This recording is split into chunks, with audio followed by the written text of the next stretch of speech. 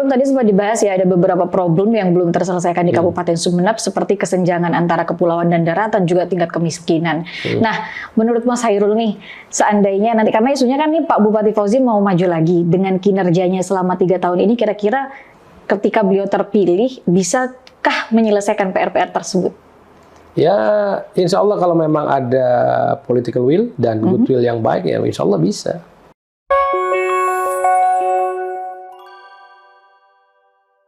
Assalamualaikum warahmatullahi wabarakatuh, Sobat PWI. Kembali lagi di PWI Sumeneb Channel dan masih di program PWI Talk bersama saya Wildan.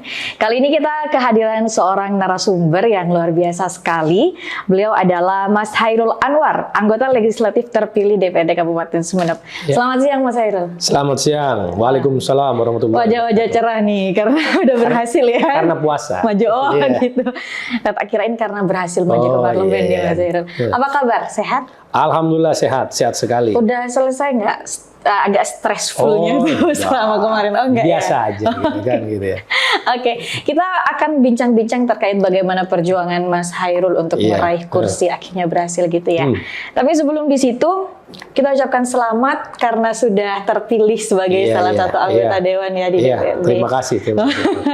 Oke, Mas Hairul, apa nih yang membuat Mas Hairul sebenarnya ingin terjun ke dunia politik akhirnya? Satu, karena saya itu mulai tahun 99, saya sudah aktif di partai. Terus partai saya itu memang mulai tahun 99 itu di PAN. Sampai sekarang. Jadi terus berkarir terus di PAN sampai saya itu menjadi Wakil Ketua DPW PAN Jawa Timur, salah satu Wakil Ketua DPW PAN Jawa Timur, dan semua pengurus DPW PAN Jawa Timur itu wajib untuk caleg. Nah, terus caleg itu, nah kita disuruh milih DPR RI, DPRD Provinsi, ataupun DPRD Kabupaten. Cuman yang diprioritaskan itu untuk pengurus DPW itu antara DPR RI dan DPRD Provinsi. Nah, saya nyalain sendiri caleg di DPRD Kabupaten karena saya itu ingin tetap terus berbakti untuk Kabupaten Sumeneb. Karena kebanyakan ya saudara saya, teman-teman saya, dan sahabat-sahabat saya tetap ada di sini semua gitu loh. Meskipun saya itu menempuh pendidikan ya di Surabaya, terus di Jember gitu untuk SMA, tapi untuk sahabat kita ini kan ingin memulai dari awal dulu. Saya ingin tahu di dunia legislatif itu seperti apa, terus terutama untuk penganggaran dan lain-lain, kita kan kepengen tahu seperti itu. Baru nantilah bisa kita kembangkan untuk yang ke provinsi ataupun ke DPR RI. Gitu. Coba mau cross check sebentar Mas Hairul. Informasinya ini dulu sempat maju juga sebagai DPR RI, kemudian gagal. Ini seperti apa? Mungkin bisa sedikit bercerita. Itu karena ada miskomunikasi di internal kita, di internal partai itu ada miskomunikasi. Akhirnya saya tidak jadi untuk maju maju di DPR RI karena memang kuota untuk DPR RI itu kan ada dapil 11 ya, dapil 11 itu kan ada 8 dari 8 caleg itu sudah terisi semua gitu loh lah. Akhirnya kita itu dimasukkan ke cadangan dan yang mengganti saya itu, yang bukan mengganti saya, yang masuk itu ternyata masuk juga di DPR RI gitu loh ya, Mas Slamet Aryadi itu gitu loh. Ya sama saja, yang penting bagi saya ini kepentingan kita itu sebagai pengurus PAN, yang penting kursi PAN itu aman gitu loh. Baik di DPR RI, DPRD Provinsi maupun DPRD Kabupaten itu aman. Entah siapa yang masuk bagi kita itu sama saja gitu. Begitu. Berarti kemarin belum sempat mendaftarkan diri ya Mas Hairul yang di DPR RI itu? Sudah menyiapkan semuanya, berkas-berkas sudah siapkan semua, tapi karena masuk ke kuota cadangan sudah ada yang masuk duluan, ya akhirnya kita disuruh ngalah. Dan akhirnya takdirnya ya harus DPRD Kabupaten dulu gitu kan gitu ya. Oke. Ada sensasi yang beda nggak Mas Hairul maju sebagai DPR RI dan juga sebagai DPRD Kabupaten? Sama saja. Kalau sensasinya kan ini kan kerja politik ya, sama saja. Penggalangan, terus konsolidasi dan lain-lain itu sama. Cuman kalau DPR RI kan wilayah kerjanya kan lebih luas, 4 kabupaten. Tapi kalau yang ini cuman 1 dapil 3 kecamatan. Okay. Ya lebih agak ringan lah. Santai gitu. dikit. Ya, begitu. Gitu. Oke. Tapi tadi ada yang menarik, Mas Hairul ingin maju sebagai DPRD di Kabupaten Sumeneb, salah satunya karena ingin membantu masyarakat di Sumeneb sendiri. Bukankah ketika maju sebagai DPR ini bisa membantu masyarakat yang lebih banyak gitu, Mas Hairul? Ya, cuman tidak begitu spesifikan. Kalau di sini kan tiap hari kita akan bergaul dengan dapil kita, terus ketemu dengan saudara-saudara kita, sahabat-sahabat kita, gitu loh kan. Karena wilayah kerjanya cuman di lebih sempit, gitu loh, lebih sempit. Jadi kalau DPR RI kan lebih luas. Jadi wilayah kerjanya mungkin tiap hari tempatnya aja sudah di Jakarta. Kalau yang provinsi tempatnya di Surabaya, gitu loh. Ya, jadi kalau di sini kan tempatnya di sini-sini aja, gitu loh kan. Lebih dekat dengan konstituen kita, lebih dekat dengan masyarakat kita, kan begitu. Oke. Nah, Sobat PWI kita juga akan menanyakan perjuangan Mas Hairul. Ini sering juga loh Mas Hairul dipanggil sebagai Bos Hairul sama teman-temannya. Sebagai sedikit informasi juga Sobat PWI, kemarin Mas Hairul maju di Dapil 4 ya dengan perolehan suara 7.500 sekian. Ini peraihan kursi terakhir. Kursi terakhir. Insya Allah kursi terakhir gitu loh. Karena dengan sistem Sunleg itu satu dibagi, yang kursi pertama dibagi 1, kursi kedua dibagi 3, itu aja ke kursi yang terakhir gitu loh. Makanya kita nanti ingin menanyakan bagaimana perjuangannya. Tapi sebelum ke situ nih Mas Hairul, ini beberapa orang atau mungkin bahkan sebagian besar masyarakat Sumeneb yang mengenal Mas Hairul sebagai salah satu pengusaha yang cukup sukses di Sumeneb. Untuk apa sih maju sebagai DPRD ini? Apa sebenarnya yang dicari? Apakah mungkin melalui sebagai seorang pengusaha itu belum bisa membawa suara rakyat atau seperti apa nih Mas Hairul? Nah, seperti itunya beginilah ya. Kalau maju sebagai anggota DPRD Kabupaten itu, yang pertama memang itu adalah menyuarakan aspirasi masyarakat, terutama kalau yang tempat lahir saya, tempat saya besar itu adalah di daerah Pantura. Daerah Pantura itu daerah pesisir utara Kabupaten kita, Kabupaten Sumeneb itu.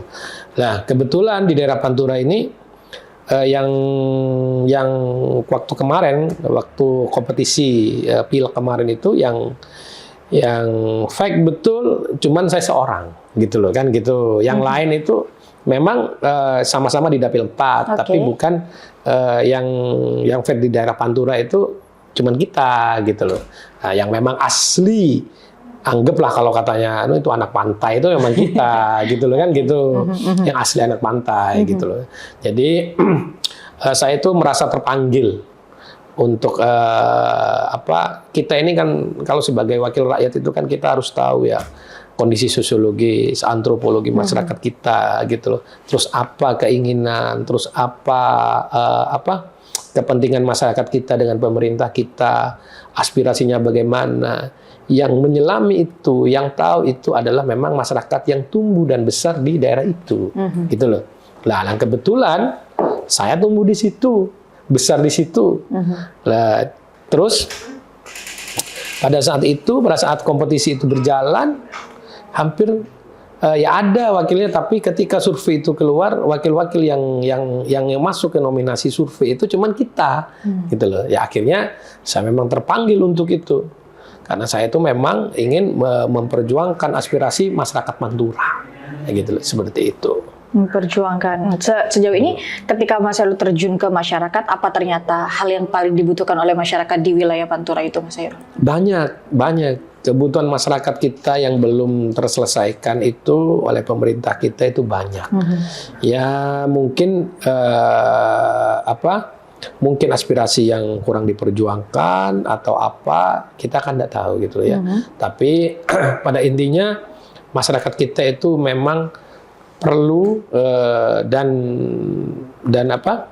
menginginkan itu wakilnya itu nanti betul-betul bisa memperjuangkan aspirasi mereka yang berkaitan dengan kehidupan masyarakat Pantura.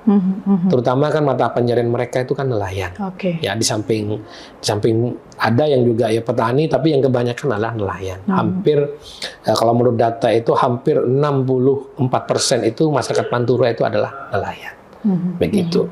Berarti saat terjun ke masyarakat kemarin, permasalahan yang paling banyak ditemukan masih kebijakan terkait nelayan itu ya? Ya, kebijakan nelayan kan kemarin kan kita kan tahu sendiri kan kemarin waktu beberapa hari kemarin itu banyak korban-korban juga, itu kan kebanyakan lah nelayan-nelayan kita gitu loh. Korban-korban ketika perahu tenggelam dan lain-lain gitu loh, itu kan nelayan kita. Jadi kita itu memang wajib untuk memperjuangkan mereka gitu loh.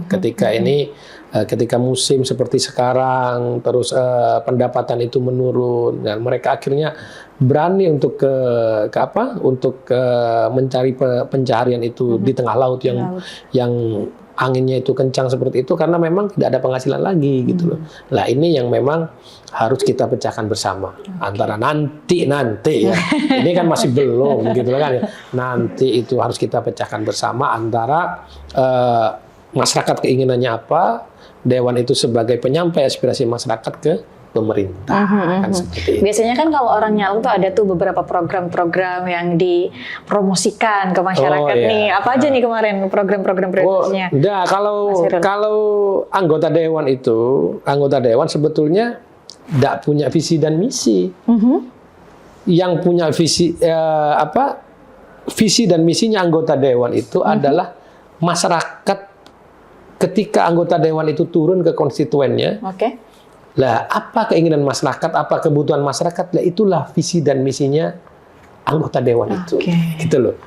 Jadi visi dan misinya anggota dewan itu harus bisa dikesampingkan dibandingkan dengan keinginan dan kebutuhan masyarakat itu, gitu. Jadi kalau eksekutif harus gitu, visinya apa, misinya apa. Tapi anggota dewan itu ya visi misinya ketika dia terjun konstituennya, apa kebutuhannya, apa keinginannya, yaitu yang diperjuangkan, yaitulah visi dan misinya. Karena pikirannya orang itu kan tidak sama. Nah, pikirannya satu individu tidak sama, dibandingkan kelompok juga tidak sama gitu kan, begitu. Iya. Mas Hairul, dari tadi kita berbicara untuk ini ya, menerima aspirasi dari masyarakat dan mewujudkan hal itu. Kemudian kita pengen tahu apa yang nantinya akan benar-benar diperjuangkan secara nyata nih mungkin yang akan Mas Hairul berikan kepada masyarakat ketika sudah resmi duduk di kursi dewan nih. Ya, yang jelas itu kepada anggaran yang lebih berpihak kepada terutama masyarakat Panturan di dapil saya gitu loh. Anggaran yang lebih berpihak, yang memang betul-betul dibutuhkan dan sangat urgent untuk mereka gitu loh. Dan itu merupakan bentuk kehadiran pemerintah dalam kehidupan masyarakat kita gitu loh. Sehingga masyarakat kita itu tidak begitu apatis terutama dengan politik. Bahwa politik itu ketika orang itu terjun ke politik disangkanya, oh ini kita setelah selesai pemilihan, setelah selesai kontestasi selesai kompetisi kita ditinggal kan seperti itu. Jadi supaya masyarakat itu tahu, oh inilah pentingnya kita itu betul-betul mencari wakil rakyat, mencari pemimpin yang memang terbaik untuk mereka, kan seperti itu. Disebutkan barusan anggaran yang lebih berpihak. Apakah selama ini berarti anggaran yang saya kan digunakan belum ada di dalam, kita nggak tahu gitu loh kan gitu ya. Ya mungkin kalau selama saya turun ke bawah itu waktu sosialisasi, waktu konsolidasi gitu loh. Keluhan masyarakat seperti itu gitu loh. Ya mungkin karena memang ada keterbatasan anggaran dan lain-lain. Tapi pada intinya ya kita akan memperjuangkan itu gitu loh kan begitu ya. Agak cari aman ya jawabannya Mas ya. Oke Mas Hairul, kita kembali ke pertanyaan yang tadi terkait perjuangan Mas Hairul untuk meraih kursi di Dapil 4 sendiri nih, bisa diceritakan nggak? Mungkin ada sedihnya gimana gitu, susahnya gimana? Sebetulnya kalau politik praktis seperti sekarang ini kan semuanya kan dihitung lewat hitung-hitungan matematis. Ya. Ada analisa, terus ada ada metodologinya. Jadi itu yang jadi kesimpulan kita. Bahwa kita itu kampanyenya harus seperti ini. Nah, terus kita itu kira-kira berhasilnya, tingkat keberhasilannya berapa persen? Linear tidak dengan hitung-hitungan yang kita keluarkan itu, biaya kampanye dan lain-lain kan. Jadi itu yang harus diketahui dahulu oleh calon-calon anggota legislatif gitu. Karena kalau tidak paham dengan hitung-hitungan seperti ini ya repot, akhirnya biaya kampanyenya besar, terus yang didapat juga tidak begitu signifikan dari sisi suara gitu loh. Nah, tapi kalau yang kita alhamdulillah memang sesuai dengan harapan kita, bahwa biaya yang kita keluarkan itu, biaya kampanye yang kita keluarkan sesuai dengan harapan yang bahwa kita dapat suara kira-kira sekian. Gitu. Oke. Tantangan tersulit kemarin maju di Dapil 4 ini apa berarti Mas Hairul? Tantangan yang tersulit itu adalah ketika ketika masyarakat kita itu tidak begitu paham apa arti sebuah kontestasi politik tiap pemilu ke pemilu. Cara memilih wakil rakyat yang baik itu seperti apa, terus cara mempertimbangkan. Mereka itu cuman mempertimbangkan secara emosional, tidak dengan rasional, gitu loh. Akhirnya apa? Tiap anggota dewan yang terpilih maupun yang tidak terpilih ini mengeluarkan biaya kampanye yang sangat luar biasa. Nah, karena memang hampir tidak kan sebetulnya yang namanya politik itu tidak lepas dari sebuah ideologi, gitu kan? Ya, ideologi apa yang akan diperjuangkan? Apakah dia ideologinya kalau sekarang itu ada mungkin ya agama, mungkin ya terus nasionalis, terus ada juga yang tengah-tengah gitu loh. Nah, jadi apa yang diperjuangkan gitu. Jadi masyarakat itu tidak paham itu gitu loh. Lah akhirnya apa? Yang jadi pemilih kita itu rata-rata pemilih yang cuma masalah emosional. Like and dislike-nya itu karena emosional, bukan karena satu ide, satu gagasan dengan yang mau dipilih itu, enggak gitu loh. Cuman karena emosional aja, pertimbangan emosional. Jadi kalau emosional itu kan yang mempengaruhi emosional itu apa? Yang mempengaruhi emosional ya mungkin karena pemberian atau takut atau rasa cemas yang apa? Ya rasa senang, ya itu udah emosional gitu loh. Ya. Jadi cuman itu aja gitu lah, bukan karena ide orang ini bisa memperjuangkan kita, bisa memperjuangkan aspirasi kita, bukan. Yang dipilih itu adalah cuman masalah emosional saja gitu loh. Orang ini baik sama saya, gitu lah. Karena di balik baiknya itu kan beda gitu loh. Ketika baik itu secara personal, terus baik secara ketika dia bisa mempengaruhi kebijakan lewat kebijakan politik, itu kan beda, gitu loh. Nah, jadi orang itu sekarang itu ya seperti itu. Ya memang kita itu ingin gitu ya 5 tahun ke depan ini masyarakat itu memang diajari untuk pendidikan politik. Ya. Mindsetnya tidak lagi ke arah sana berarti. Ya, mindsetnya tidak lagi ke mungkin masalah pemberian dan lain-lain, tidak masalah rasional, bukan emosional tapi rasional, gitu loh. Jadi semakin pendidikan kita semakin maju, bukan malah semakin mundur cara memilihnya, tapi juga semakin modern dan semakin mengerti tentang politik itu untuk apa, gitu kan, seperti itu. Mas, kemarin juga ramai sekali ya isu-isu terkait kecurangan selama pemilu, baik di Pilpres maupun di Pileg nih. Salah satunya adalah penggelembungan suara dan lain-lain. Mas Hairul sempat khawatir nggak sih suaranya mungkin? Enggak, karena kalau saya itu selama ini wasit di Pileg ini wasit kita itu lumayan profesional lah, ya bagus lah gitu loh kan gitu ya, karena memang tidak kita temukan gitu loh penggelembungan dan lain-lain. Entah kalau antar caleg itu persaingannya yang luar biasa dinamisnya, itu ya memang sudah lumrah gitu loh kan, lumrah gitu loh kan gitu. Tapi kalau penyelenggara kita tidak menemukan itu. Gitu. Oke. Karena ya memang tidak ada, ya cuman karena wacana-wacana aja, karena buktinya emang tidak ada gitu loh kan gitu ya. Bukti yang ditunjukkan mana tidak ada gitu loh. Ya selama ini yang memang kita tidak temukan itu gitu.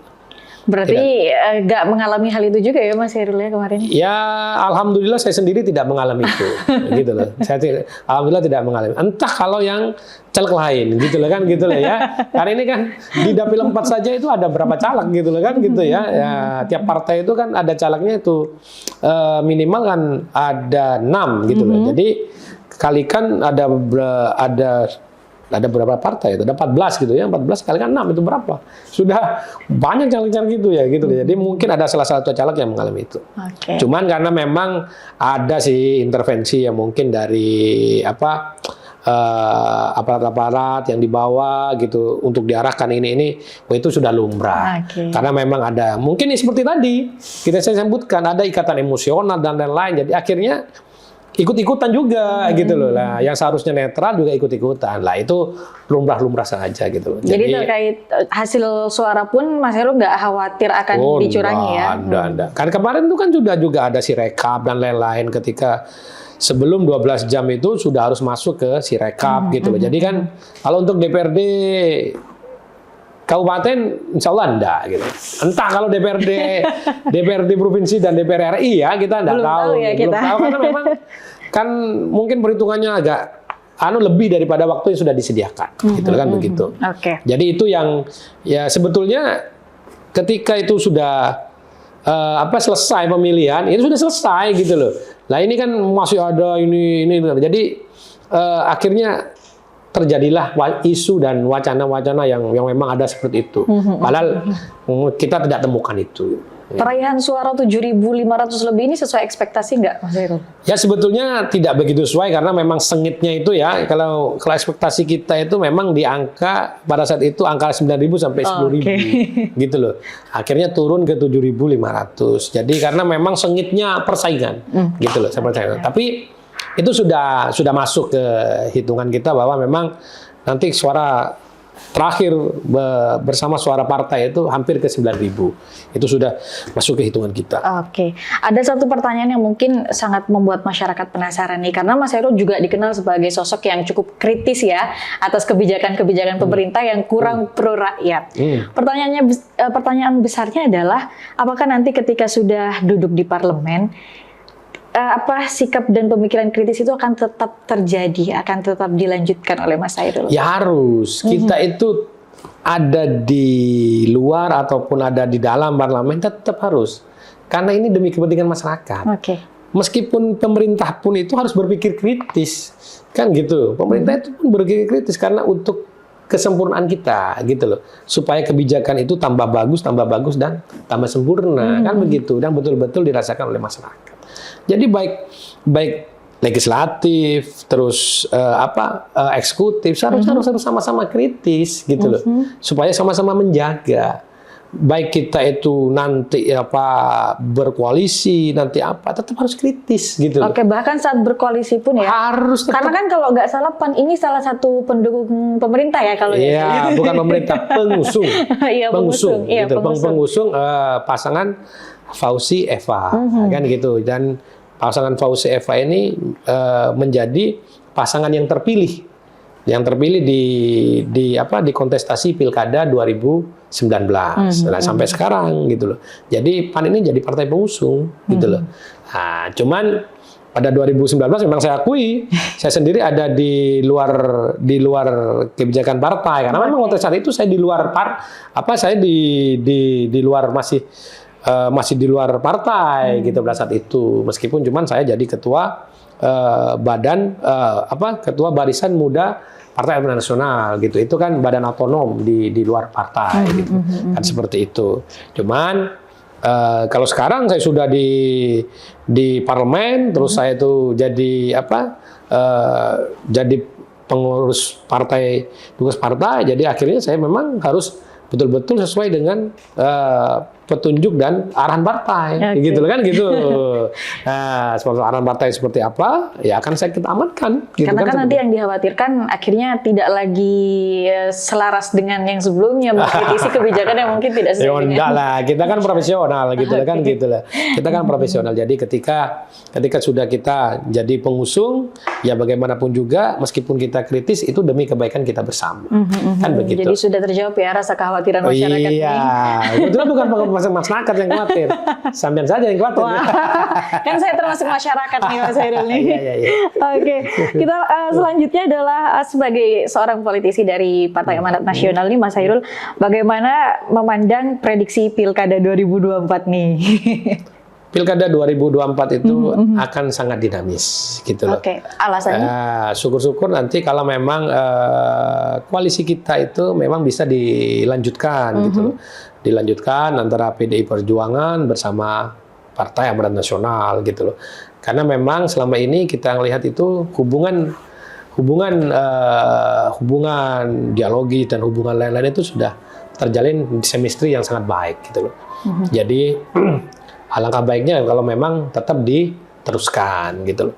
Dan antar pengurus juga, antar ketua DPW kita dan ketua DPW PDI Perjuangan juga sama-sama baik dan juga sama-sama ada di Badan Anggaran DPR RI. Jadi hubungan semestri itu sudah sangat baik gitu loh.